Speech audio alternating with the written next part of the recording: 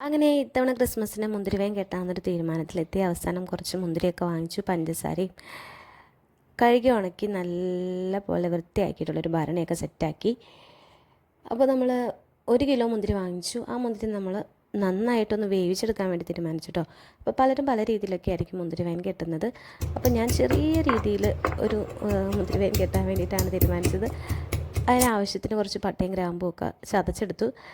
അങ്ങനെ വേവിച്ചെടുത്ത നന്നായിട്ട് പാകമായിട്ടുള്ള ആ ഒരു മുന്തിരിയും ആ ഒരു വെള്ളവും എല്ലാം കൂടി നമ്മൾ ഈ ഒരു ഭരണിയിലേക്ക് ഒഴിച്ച് മാറ്റി വെച്ചു കേട്ടോ. നല്ല റെഡിഷ് കളറായി കിട്ടിയിട്ടുണ്ട്. അതുപോലെ തന്നെ പൊടിച്ചെടുത്ത പട്ട, ഗ്രാമ്പു, തക്കോലം, ഏലക്ക എല്ലാം കൂടി ഇതിലേക്ക് മിക്സ് ചെയ്ത് കൊടുത്തു. അതിനുശേഷം ആവശ്യത്തിന് പഞ്ചസാര നമ്മുടെ മുന്തിരി എടുക്കുന്ന കണക്കിന് നമ്മൾ പഞ്ചസാര ആവശ്യത്തിന് മിക്സ് ചെയ്ത് കൊടുക്കണം. അങ്ങനെ 2 ഭരണിയിലായിട്ട്, എനിക്ക് വലിയ ഭരണിയൊന്നും ഇല്ലാത്തതുകൊണ്ട് ഞാൻ 2 ഭരണിയിലായിട്ട് സെറ്റാക്കി. എന്നിട്ട് നന്നായിട്ട് ഈ കോട്ടൺ തുണി കൊണ്ട് ഇങ്ങനെ മൂടിയിട്ട് അടുപ്പ് വെച്ച് അടച്ചു വെച്ചു. ഇങ്ങനെ ഞാനൊരു 14 ദിവസത്തിൽ കൂടുതൽ, അതായത് ഒരു 25 ദിവസം വെച്ചു കേട്ടോ. 14 ദിവസം വരെ ഞാനിത് നന്നായിട്ടൊന്ന് ഇളക്കി കൊടുക്കുമായിരുന്നു ഇടയ്ക്കിടയ്ക്ക്.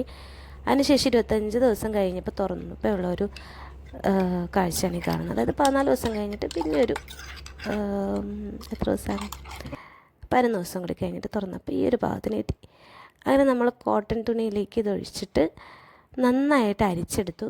അപ്പോൾ ലാസ്റ്റ് നമ്മളിത് അരിച്ചെല്ലാം കഴിഞ്ഞിട്ടുള്ള നമ്മുടെ മുന്തിരി വൈൻ്റെ ആ ഒരു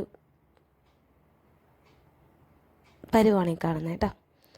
എന്നിട്ട് ലാസ്റ്റ് നമ്മളിത് ഒരു ഗ്ലാസ്സിലൊഴിച്ച് ജസ്റ്റ് ഒന്ന് ടേസ്റ്റ് ചെയ്ത് നോക്കാൻ വേണ്ടിയിട്ട് 2 ഗ്ലാസ്സിലെടുത്തു. ഇതാണ് നമ്മുടെ മുന്തിരി വൈൻ്റെ ഫൈനലായിട്ടുള്ളൊരു ലുക്ക്. അപ്പം നിങ്ങളും ഇതുപോലെ ചെറിയ രീതിയിലൊക്കെ വൈനൊക്കെ കെട്ടി ഈ വർഷം ക്രിസ്മസ് അടിച്ച് പൊളിച്ച് ആഘോഷിക്കാം കേട്ടോ.